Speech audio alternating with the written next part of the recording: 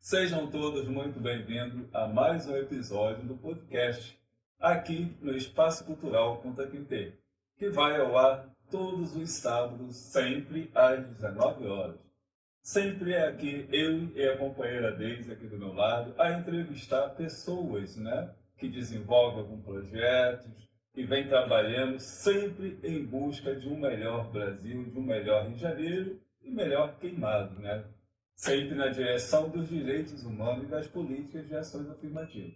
E hoje, quem é que é a nossa convidada, Deise Maia? Fala, galera do Conta Quintê, pessoas maravilhosas que nos curtem pelas redes sociais. É com muito prazer, é com muito orgulho que nós conseguimos ter a presença dessa convidada, ceder um espaço na agenda dela, essa mulher linda, poderosa, é uma grande amiga de trabalho. Minha escola só tem gente maravilhosa. Um abraço, Escola Municipal Joaquim de Freitas.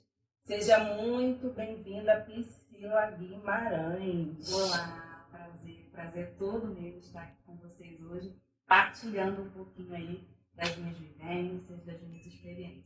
Obrigada. E a Priscila? Quem é a Priscila, Deise? Quem, Jorge? Quem é a Priscila? Priscila, Jorge.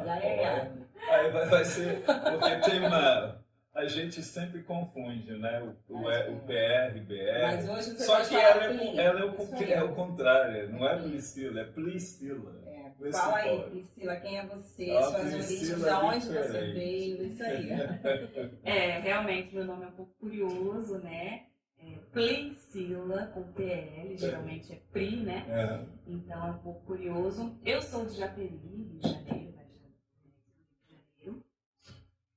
moro lá, trabalho por lá também. E também tenho o prazer de estar compartilhando aqui também meus serviços, Também sou servidora aqui do município de Queimados, município o qual eu tenho gostado bastante, das pessoas, do lugar onde eu trabalho. Está sendo bem gratificante aí contribuir para a educação de Queimados.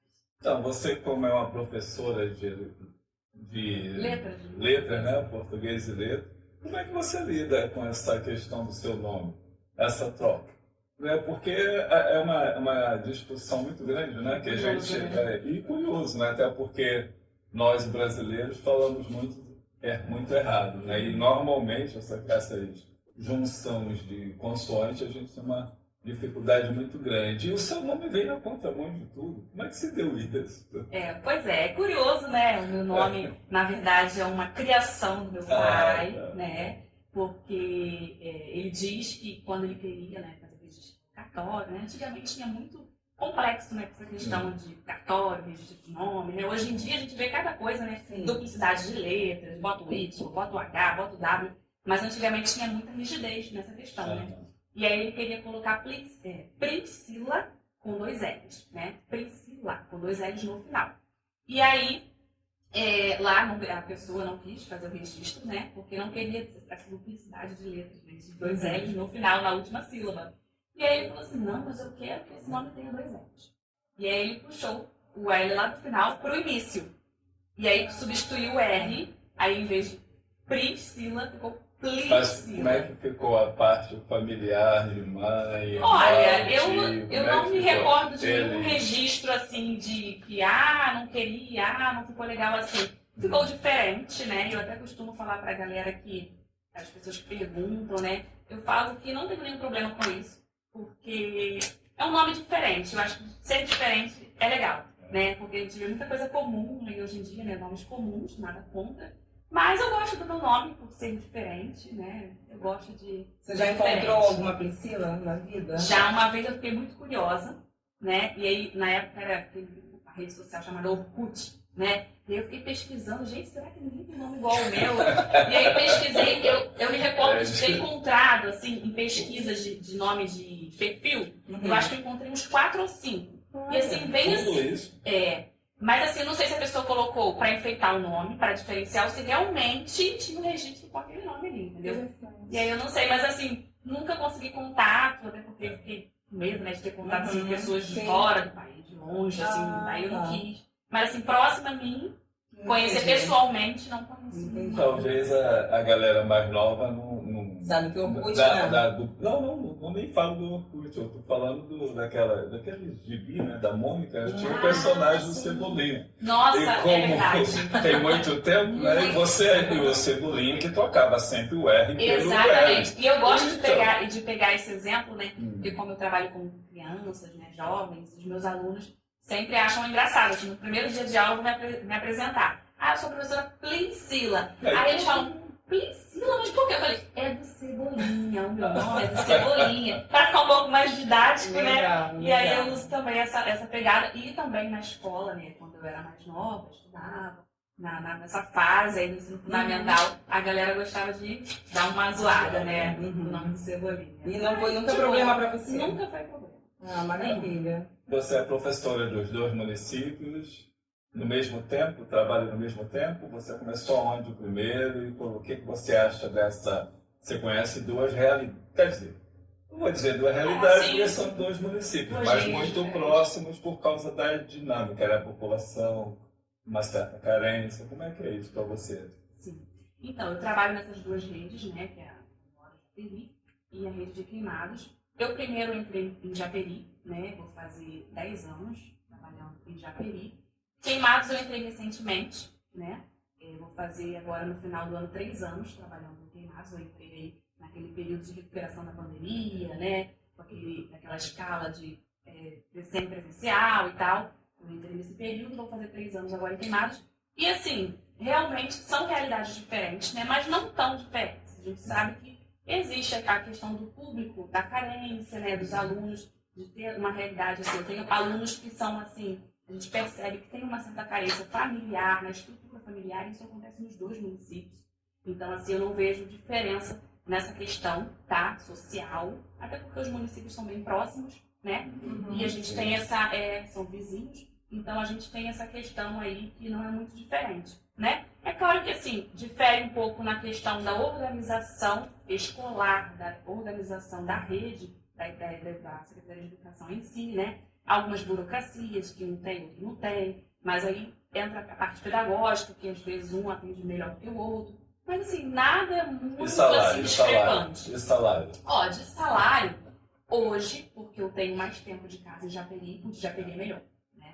Mas assim, eu acredito que pelo plano de carreira, né, de Queimados ele paga TM, tem mudança de nível a cada 2 anos. Japeri, nessa progressão, nós só temos quinquênio, né, o salário só aumenta de 5 em 5 anos. Então, assim, nessa progressão, acho que Queimados já vai acabar superando, né, por ter esse aumento, digamos assim, né, em curto prazo. Então, assim, a longo prazo, o de Queimados eu acho que fica melhor e do servidor público. Interessante. E assim, hoje falando da sua vida, hoje você é uma pessoa famosa. Gente, diria o quê? Que você é uma youtuber, uma influencer, você tem mais de 25 mil seguidores nessa questão de concurso. Como é que se deu isso? Como é que consegue organizar tendo 2 matrículas? Conta pra gente. Então, digamos que eu posso me considerar aí uma youtuber, né? Já que eu trabalho nessa plataforma e sou remunerada pela plataforma, né? O meu canal ele já é monetizado. Inclusive o YouTube ele tem alguns critérios, né? Para monetizar o produtor. Quando eu comecei a ser monetizada, os critérios eram ter 1.000 inscritos, né, no canal, pelo menos 1.000 inscritos, e 4.000 horas de visualização. Quando eu bati esses requisitos, né?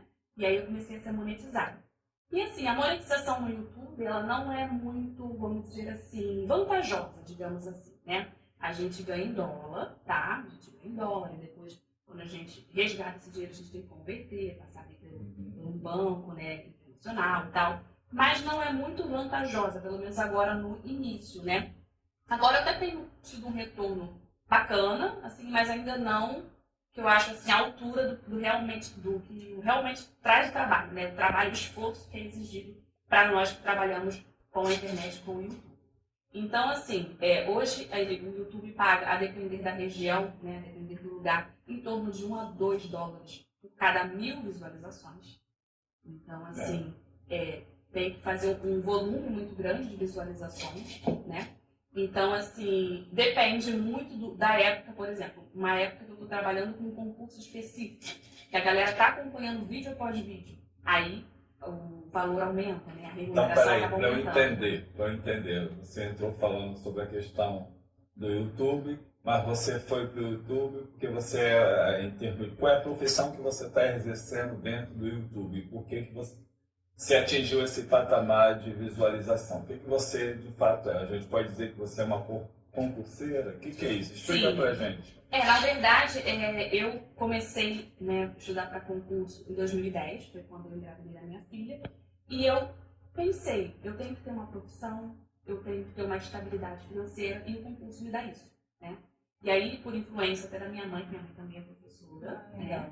E aí eu já tinha feito normal, eu fiz o curso normal, eu engravidei da minha filha em 2010, né? Eu tinha acabado de terminar o curso normal, que na época eram 4 anos para se tornar professor, hoje em dia a gente vê aí um curso de professor bem mais curto, né? Antigamente era bem mais longo, então fiz essa formação de professores de 4 anos. E aí eu vi que eu estava grávida e eu vi que eu tinha que ter uma profissão fixa, eu tinha que ter uma estabilidade, uma carreira. Comecei a estudar para professor, né? Só que o meu primeiro concurso não foi de professor. O primeiro concurso que eu passei foi para o IBGE, agente censitário do IBGE. Então eu participei do Censo Demográfico de 2010, né? Então, e aí depois disso, que o IBGE, ele é concurso, a gente faz concurso, só que não é uma coisa fixa, né? É só naquele período temporário ali do censo. E depois eu falei, não, eu tenho que ter um emprego que vai me dar estabilidade pro resto da vida, eu tenho que ter um emprego fixo, uma carreira. E aí eu comecei a fazer concurso para professor. Só que eu ficava batendo na trave, né? Sempre no quase, aquela coisa de quase conseguir. Assim, eu sempre conquistava as médias, eu sempre fui estudiosa, esforçada, disciplinada. Inteligente. Digamos assim, eu gostava de estudar. E aí eu sempre passava, só que só passar não é o suficiente, né? A gente sabe que o concurso é muito concorrido. Então eu precisava passar dentro do número de vagas para conseguir, né, a minha vaga. E eu não conseguia, batia na trave, ficava no quase, poxa, quase consegui. Tem número de quantos?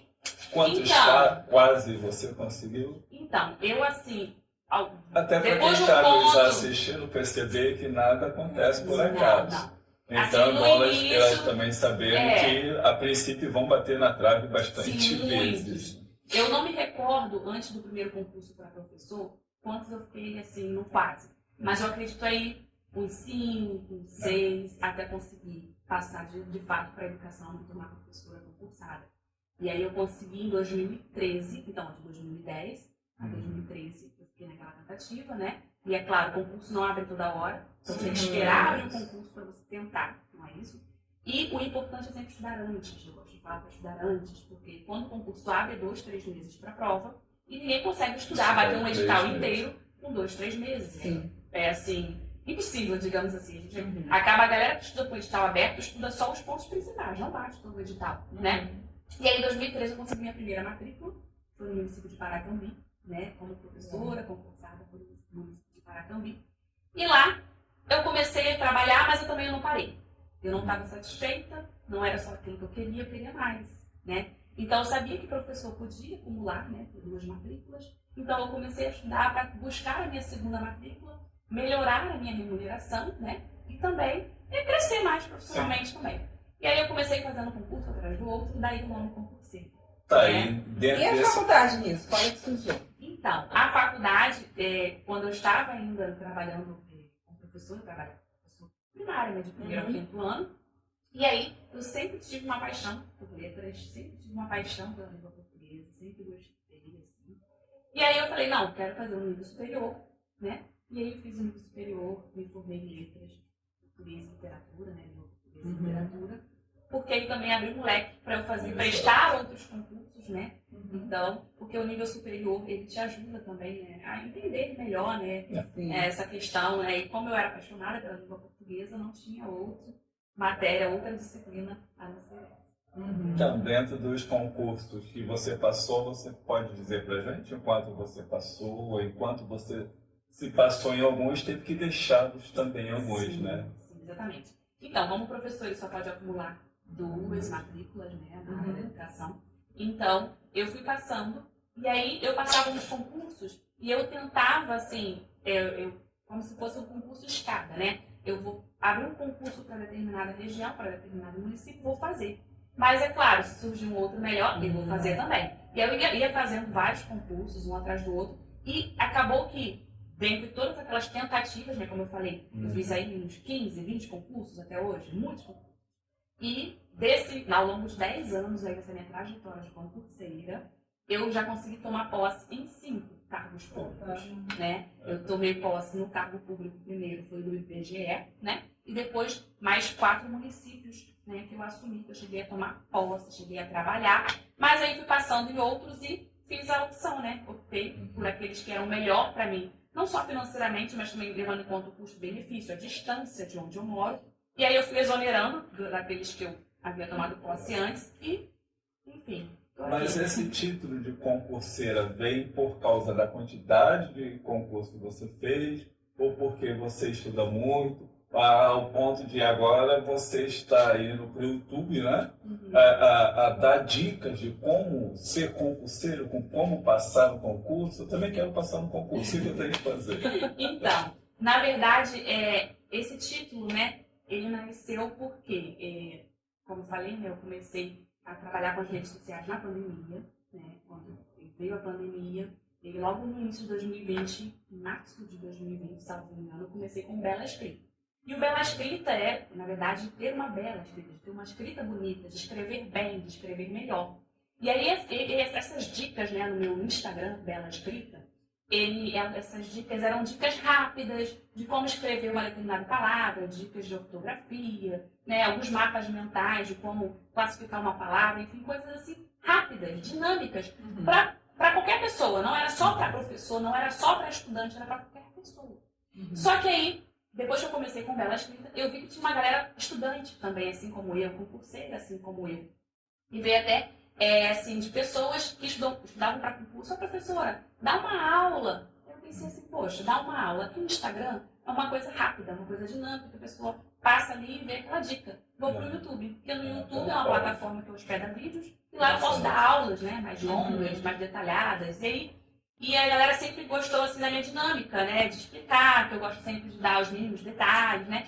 E assim, eu costumo dizer que o concurseiro, né, aquela galera que estuda para concurso, ela quer esmiuçar ao máximo ali aquele assunto, né? Ela quer saber detalhes, até porque a gente não sabe a questão que vai vir na prova, né? Então, e aí eu tenho que esmiuçar, tenho que detalhar, tenho que explicar. E a galera elogiava, assim, pelos meus vídeos rápidos e tal, e eu fui pro YouTube. E aí lá no YouTube eu pensei, qual o nome que eu vou dar? Lá no meu Instagram é Bela Escrita, para ter uma bela escrita, escrever melhor. No YouTube, já que era aulas, e era para estudantes, para concurseiros, por que não dicas de concurseira? E surgiu esse nome, entendeu? Porque eu era e ainda sou, né? Eu ainda sou concurseira, ainda estou fazendo aí vários concursos, venho fazendo sempre, buscando melhorar, né? Trazendo aí melhorias, tanto para o meu lado profissional, tanto para a minha família também. Então, assim, eu ainda faço concurso, mesmo que eu seja concursada, né? Ainda que eu seja concursada, eu ainda faço concursos e eu quis ajudar, né? Trazer essa ajuda para a galera concurseira, que eu sei que às vezes comprar um cursinho é caro, né? E o YouTube, por mais que o YouTube ele me remunere, né? Ele traga uma remuneração para os produtores, a galera que acessa o YouTube, ela acessa gratuitamente, né? Então, foi mais assim um objetivo também de ajudar a galera da minha categoria, a galera que também é concurseira, né? E trazer assim, uma gratificação, uma realização pessoal, para eu saber que eu estou ajudando pessoas, né, a conquistar os seus objetivos. Eu pensei que o Bela concurseira fosse por você, Bela Escrita fosse por você ser bela, né? Porque quando a gente vai lá e vê, aí aparece você. Bela.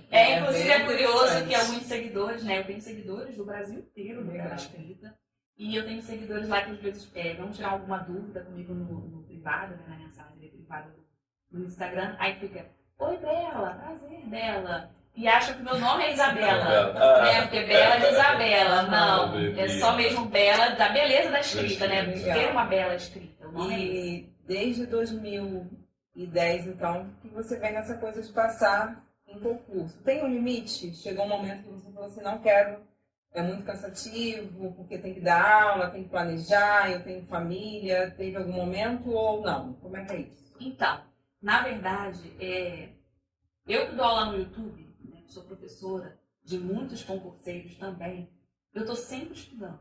Então, por mais que eu não esteja ali focando em algum concurso específico em determinado período, eu estou sempre estudando para montar as minhas aulas, né? Eu nunca vou dar uma aula sem ter antes revisado aquele assunto, porque a gente é professora, mas a gente também esquece algumas coisas, alguns pontos, a gente não sabe tudo, eu não sei tudo.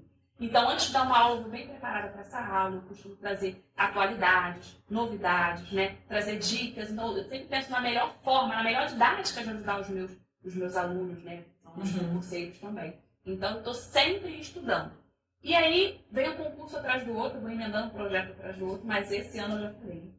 Em janeiro eu quero tirar as minhas férias, quero curtir minha família, porque minha família também precisa, né?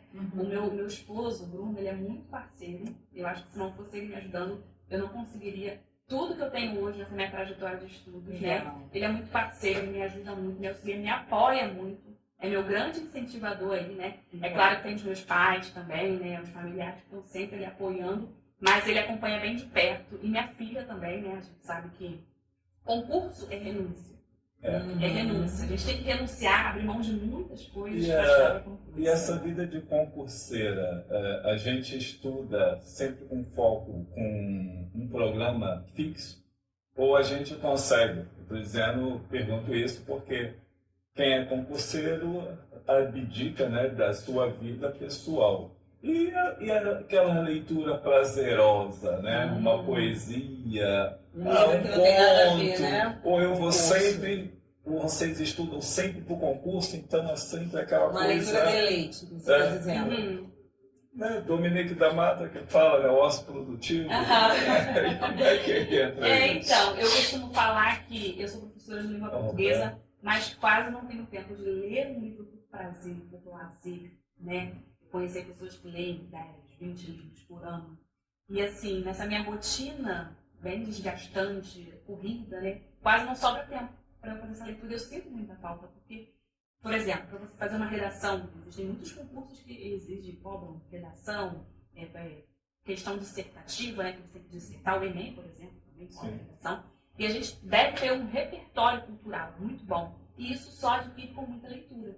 Não só acompanhar as atualidades, noticiário, reportagem de televisão, mas também ter essa leitura aí de dramas, romances, porque isso pode te ajudar na argumentação da sua redação. Você tem que ter propriedade para falar sobre aquilo. Né? A gente não pode, numa redação, citar achismos. Eu acho, não. Tem de ter ali uma coisa bem fundamentada, né? E essa leitura que você está falando é importante nessa questão. De você ter uma boa argumentação, né? E até ajuda na oralidade, numa conversa, né? Você saber ali usar as palavras no lugar certo, né? Tem muitas pessoas que às vezes usam palavras que acham bonitas, mas no lugar errado, porque não tem o entendimento, né, dessa questão. Então acho que a leitura é muito válida mesmo. E assim, falando de 2023, a gente já nesse finalzinho aí, como é que você avalia esse ano para você?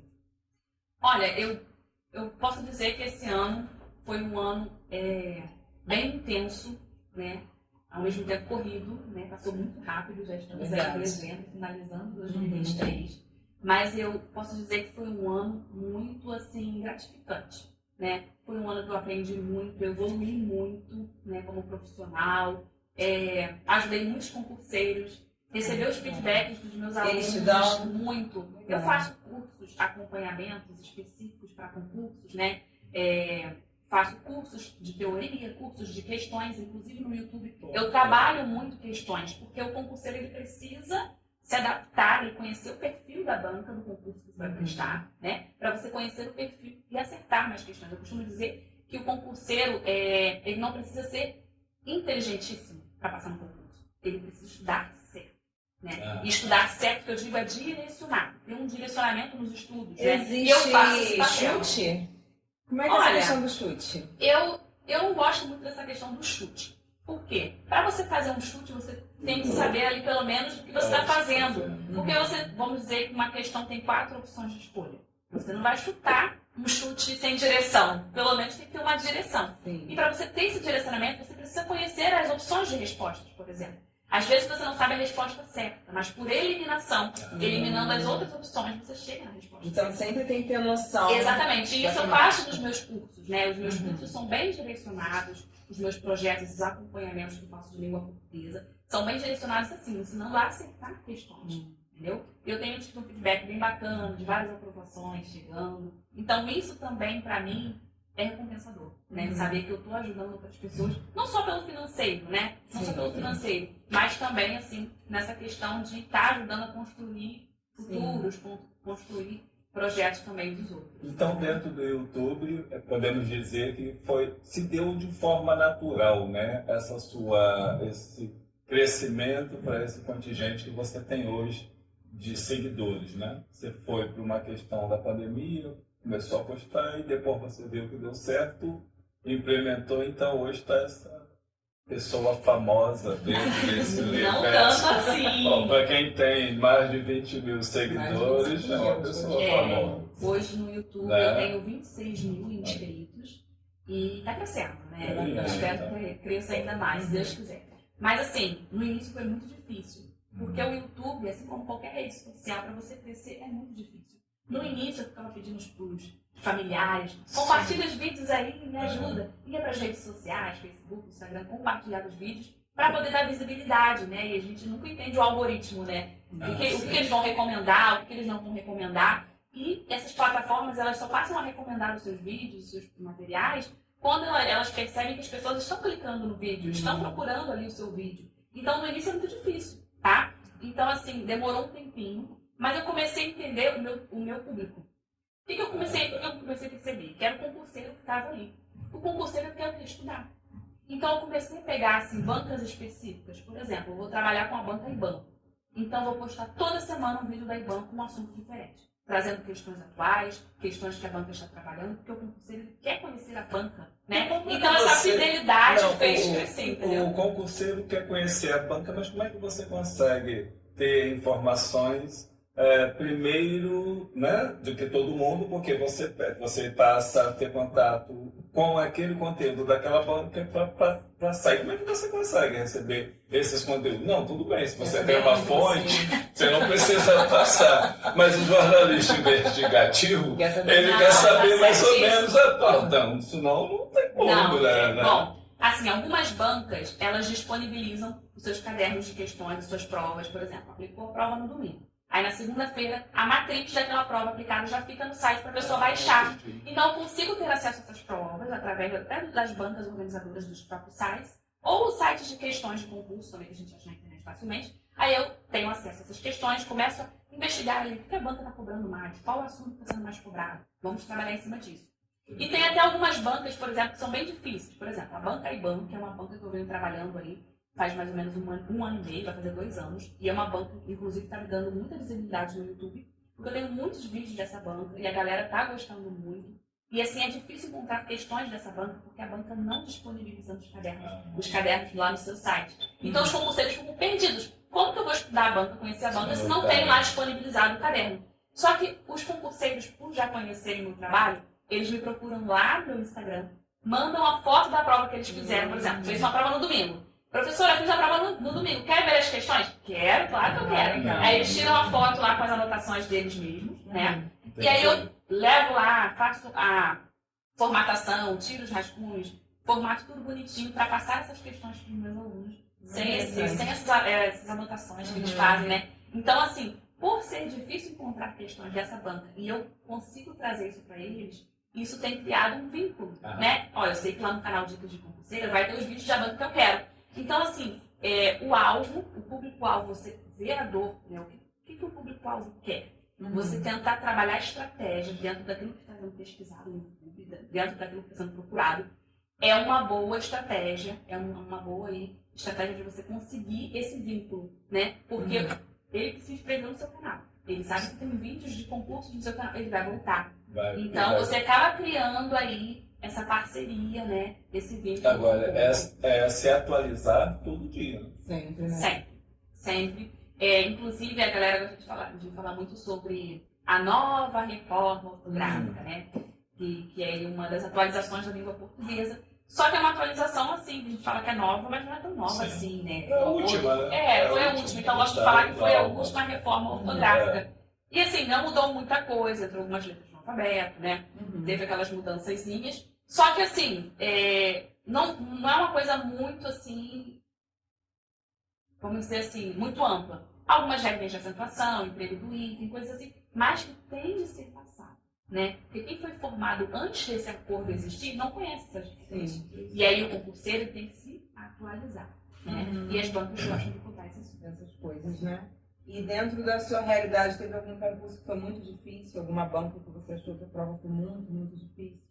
Olha, eu trabalho com bancas dos concursos que eu faço, mas eu também trabalho com bancas, outras bancas, né, até de concursos que eu não faço. Tá. Então, assim, de uma forma geral, dizendo hoje no Brasil, as bancas que eu considero que são, assim, mais conceituadas, mais, assim, rígidas, né, mais difíceis, digamos assim, é a banca SESP, SEBRASP, e a FGV, que é a Fundação Getúlio Vargas. São as bancas, assim, mais complexas, né, em nível de dificuldade, mas também lá no meu canal eu trabalho questões dessas bancas, né. Então, eu procuro sempre atender as mais variadas bancas. Mas é claro, quando tem algum concurso em voga, algum concurso assim, em evidência, eu vou especificando, intensificando o número de vídeos, né? Aumento o número de vídeos daquela banca, para ajudar a galera que está ali naquele ritmo, ali naquele momento, precisando dessas aulas. E você já se deparou com alguma prova que fosse muito difícil? Olha, já me deparei, inclusive essa de queimados que eu fiz. Foi uma prova, teoricamente, assim, difícil. Foi quando? 2011? Não, 2 anos atrás. Não. Então, 2016. o concurso acho que foi 2019. Ah, 2019. Aí eu não sei se o edital saiu em 2018, eu não me lembro. Mas foi 2019, que seria ali a efetivação, né, da convocação. Só que veio a pandemia. Aí deu uma parada, aí só foi chamar a galera no finalzinho do ano. Mas, Então, assim, mas foi uma essa banca, prova- foi uma banca assim, que a galera considerou difícil. Ela foi, acho que 2016, porque eu tava me sentindo. E eu lembro que eu fiz essa prova, português estava difícil pra caramba mesmo. E assim, essa questão assim, as bancas, elas têm um nível de dificuldade, é claro, né? Mas assim, a galera que estuda a língua portuguesa há um bom tempo, né, já conhece ali os conceitos, as teorias, né, as regrinhas gramaticais, a pessoa só precisa focar mesmo nas questões, conhecer a banca. Porque às vezes as bancas têm algumas pegadinhas. Gosta muito assim, de pedir o exceto. Ah, sim. O exceto, marca o exceto, salvo, Entendeu? e às vezes a pessoa sabe fazer a questão, a pessoa conhece o assunto, ela domina aquele assunto, mas erra a questão por um erro de interpretação, por não conhecer a forma como a banca pergunta. Dá uma sensação que prova de português ela varia pouco e a gente tem muita dificuldade do assunto a ser estudado. Você diria, eu a grosso modo, de forma bem leiga falando, dá a sensação que se eu pegar a gramática e estudar o tempo todo, eu começo a me preparar melhor para uma prova de português? Olha, eu não recomendo. Por quê? Se você pegar uma gramática aí, 200, 300 páginas, você não vai conseguir estudar tudo aquilo e você não vai tirar uma boa nota na prova. Por quê? Porque eu costumo falar que quem faz letras de língua portuguesa não está preparado para fazer um concurso que cai em língua portuguesa. Por quê? Como assim, gente? Porque eu vejo professores, amigos, colegas que tiravam notas assim muito ruins antes de fazer os acompanhamentos, os estudos direcionados para concurso. Por quê? Língua portuguesa em concurso. Metade da prova é compreensão e interpretação textual. Então você tem que dominar o texto que está na prova, o gênero textual que está sendo trabalhado. Tá? Outra coisa, algumas coisas gramáticas caem, sim, mas você não precisa focar numa gramática completa, numa gramática inteira, você tem que estudar para aquilo que cai. Eu costumo falar que as bancas, elas cobram o edital, ali o conteúdo programático do edital, só que assim, não cai 50% do que está naquele conteúdo programático. Então, assim, nos meus acompanhamentos, nos meus cursos, nas minhas dicas, nas minhas videoaulas, eu gosto de trabalhar aquilo que mais cai. E aqui eu posso até relacionar para você os assuntos que mais caem em concurso, em qualquer banca. Então, fala, não quero saber. Classes gramaticais, que são também chamadas de classes de palavras, né? E existem aquelas 10 classes, né? Substantivo, adjetivo, pronome, verbo. Então, classes gramaticais é batata, vai estar na sua prova de concurso. E outra coisa também que cai muito é concordância verbal e nominal, que no dia a dia a gente acaba fazendo muito erro de concordância.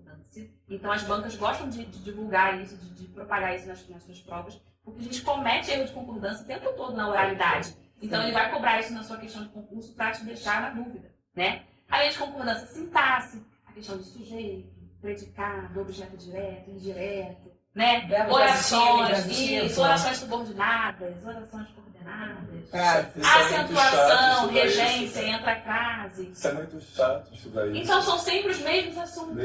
Que a gente erra, né? Isso.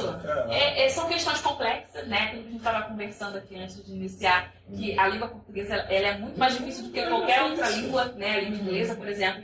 Dá a sensação estranha na nossa língua, né? É que a gente fala uma coisa, mas você escreve outra. Essa C cedilha, eu acho que não precisava mais disso. Eu acho que acho que o inglês me parece que faz isso. O contexto, a frase vai determinar o uso da palavra e acabou. Exatamente. E é geralmente isso, né, que a gente vê sendo aplicado nos concursos, essa questão de gramatiqueiro, né? Concurso da gramatiqueiro. Você tem que saber gramática, você não precisa saber a língua portuguesa, vamos dizer assim. Aquela questão que eu te falei da gramática. Estudar gramática é maravilhoso, quando você tem tempo. Quando você tem tempo, você vai lá, pega uma gramática lá, Bechara, uma gramática de 200, 300 páginas e vai estudar, sem tempo.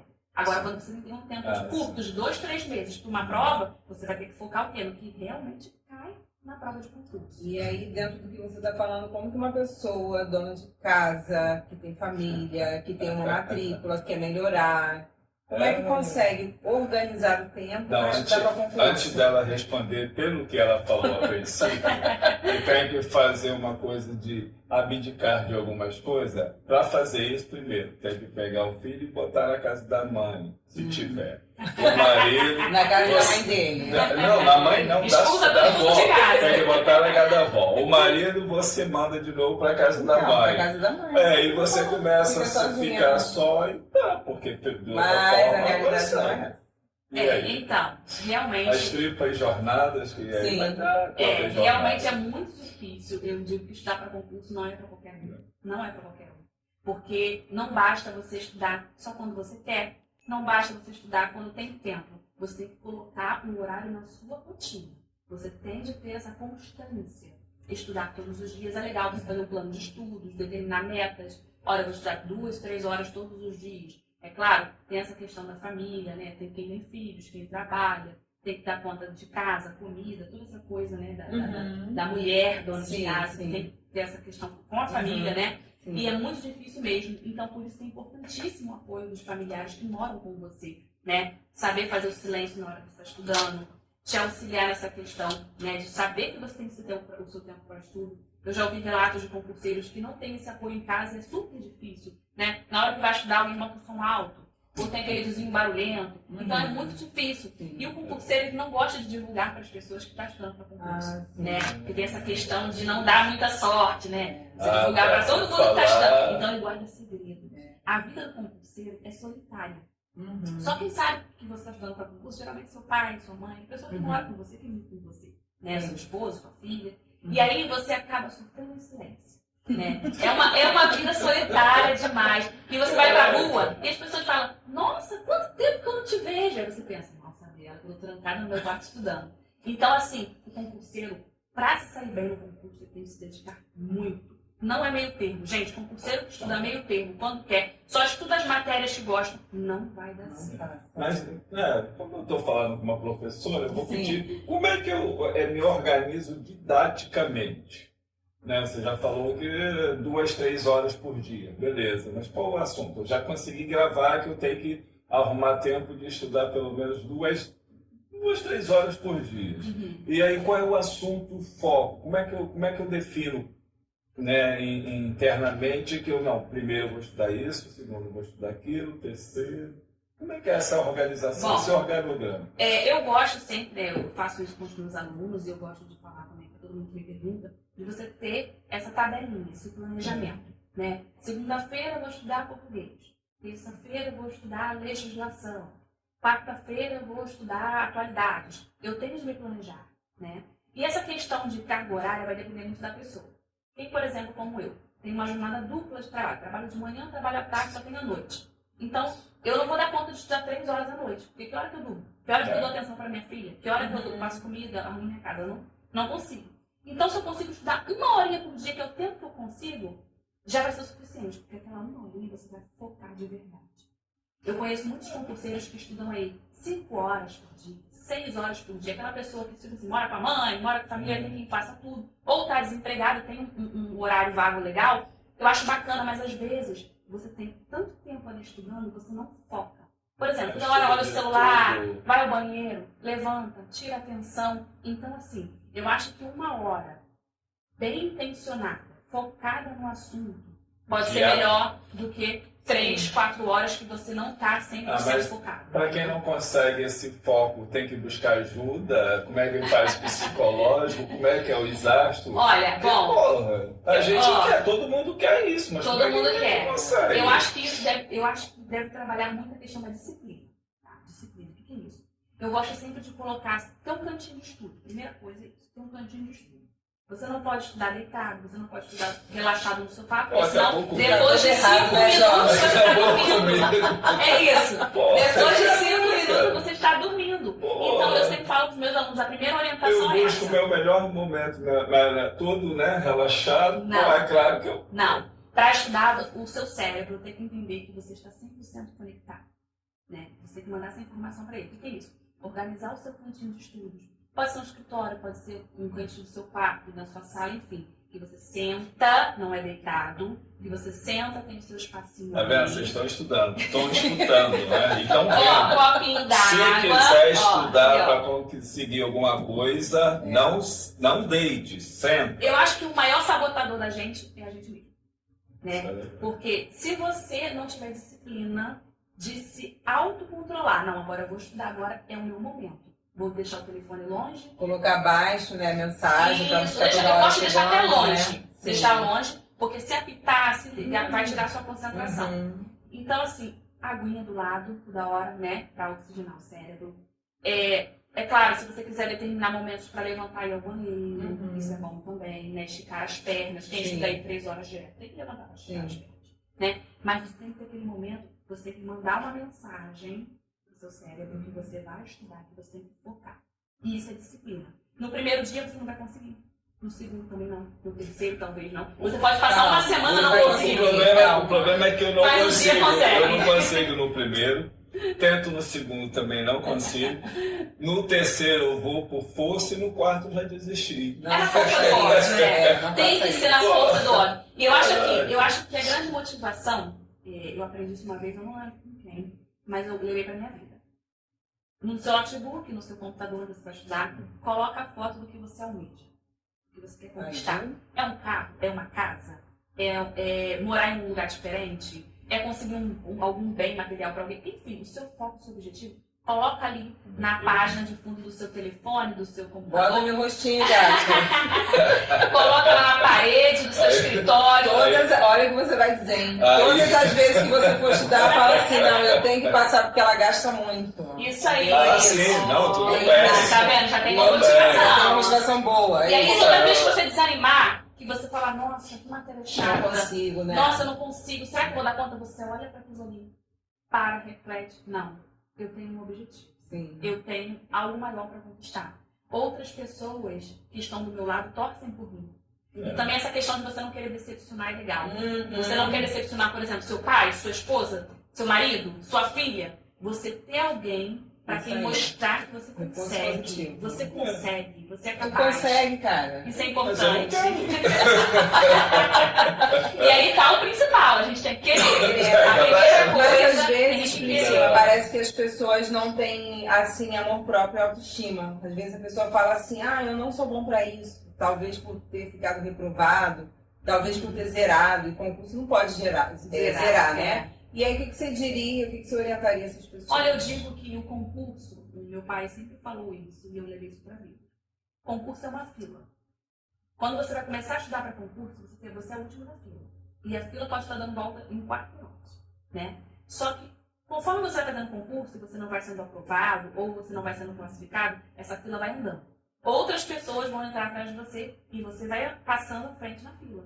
Então, uma hora, você vai chegar lá na frente. Concurso é até passar. Não é o passei e vou desanimar e desistir. Não, é até passar. Porque o concurso, você vai criando uma experiência.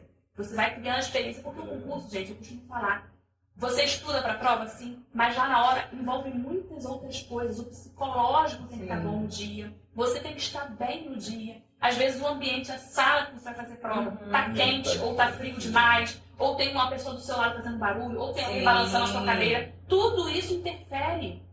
Então, assim, uma aluna minha, como professora, eu me desestabilizei na hora de fazer a prova do último concurso, porque o celular de uma candidata tocou, ela foi excluída do certame e isso mexeu com o meu psicológico. Eu não conseguia me concentrar. Olha só, não tem nada a ver com ela, não aconteceu com ela, mas só uma ocorrência dentro da sala de que você está prestando o concurso pode interferir no seu psicológico. Então, assim, tudo tem que conspirar para dar certo. E eu acredito muito nisso. Né? Quando tem que ser, vai ser. Quando tem que ser. Se não foi dessa vez, se você estudou muito, se dedicou muito, mas não foi dessa vez, alguma coisa tem. Não foi porque não era para ser. Na hora que tiver de ser, o que tem que ser seu vai chegar para você. Aí. Isso é bom as pessoas terem isso, né? Porque às vezes a pessoa a gente vai acha que é fracassada. Né? A gente vai dar nossa parte, mas eu acho que todo mundo é capaz.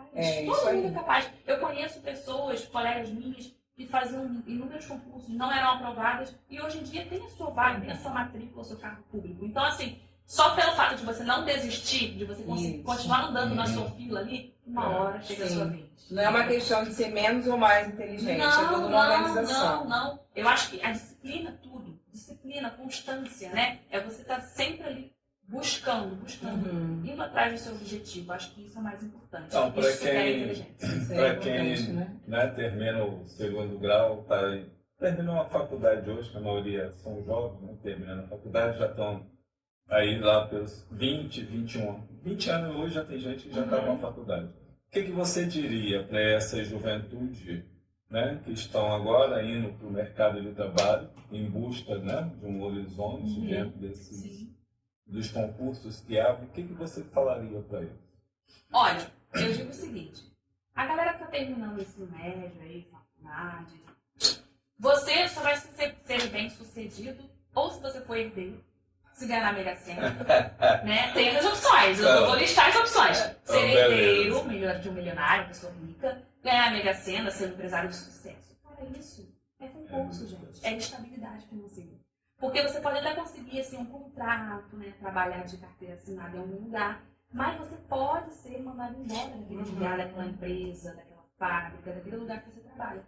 E o concurso público, ele te traz, né, pelo menos ainda, essa estabilidade financeira, essa carreira. Então, a menos que você não faça nada muito grave, você vai continuar empregado. Então, te dá uma certa estabilidade financeira, que você tenha segurança de que você tem aquele salário, aquela remuneração sempre ao final do mês, né? Então, isso é importante e eu acho que é válido. Quem agora está se formando, né, pretende aí prestar um concurso público, já começar a estudar bem antes. Não esperar o seu concurso sair. Tem aqueles concursos que acontecem anuais, né? Por exemplo, concursos federais, polícia civil, polícia militar. Está sempre tendo esses concursos, né? A gente sabe da regularidade de 2 em 2 anos, anualmente. E tem os concursos de prefeitura, por exemplo, que às vezes demora 10 anos para sair. Então, se você vai prestar um concurso por uma coisa que você sabe que está perto de sair o edital, já se adiante. Se adiante que você vai sair na frente de muitos concorrentes. Porque tem muita gente que só estuda quando sai o edital. E é aquilo que eu falei no início, o edital é 2, 3 meses para a prova, você não consegue estudar todos os conteúdos, né? E aí acaba se decepcionando. Poxa, eu estudei tanto e não valeu a pena. Você estudou tanto, mas você estudou em pouco tempo, entendeu? E assim, por exemplo, a língua portuguesa, você tem que ter um conhecimento básico, né? Na minha área, assim dizendo, você tem que ter um conhecimento básico das matérias que são cobradas em língua portuguesa. Eu não consigo te ensinar aqui, em uma aula, o conceito de acentuação, sílaba tônica, regência, como você falou, o uso da crase. Então, são coisas bem abstratas que, para quem não está acostumado, numa aula você não pega. Tem aluno meu que entra em contato com a minha professora, eu assisti a sua aula, mas eu estou desesperada porque eu não peguei.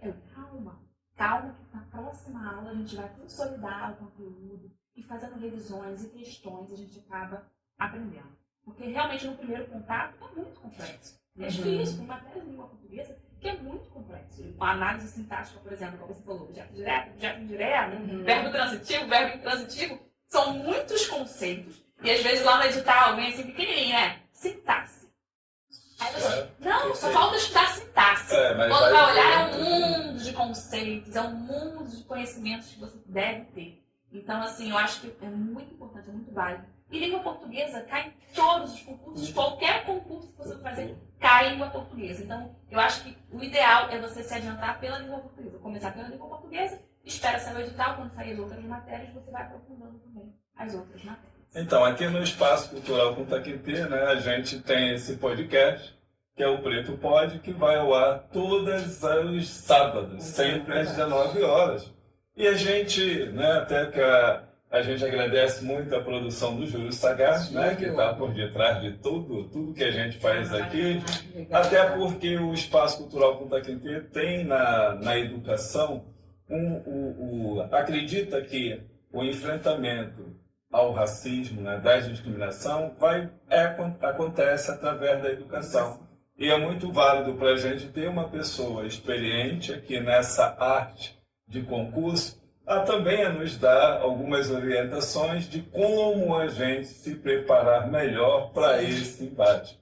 Então, é por isso que a gente faz essas preocupação, né? essas entrevistas com várias pessoas que dialogam, não só a temática racial, mas que vai de encontro com tudo aquilo que a gente faz de provocação. E lembrando, você falou bem aí da questão racial, e no concurso público a gente tem essa questão racial também, que é cota, né? O sistema de cota, 20% das vagas para qualquer cargo que se faz concurso é reservado para essa questão étnico-racial, tá? Então, assim, já tem também uma preocupação, né, de estar também pegando aí essa questão. Então a gente agora já está no nosso momento de considerações finais. Passa muito rápido. Passa rápido, tá vendo? A gente espera, mas é muito legal, né? E assim, ouvindo a Priscila falar, eu acredito que o que fez você ter os seguidores é a sua forma, a sua tranquilidade,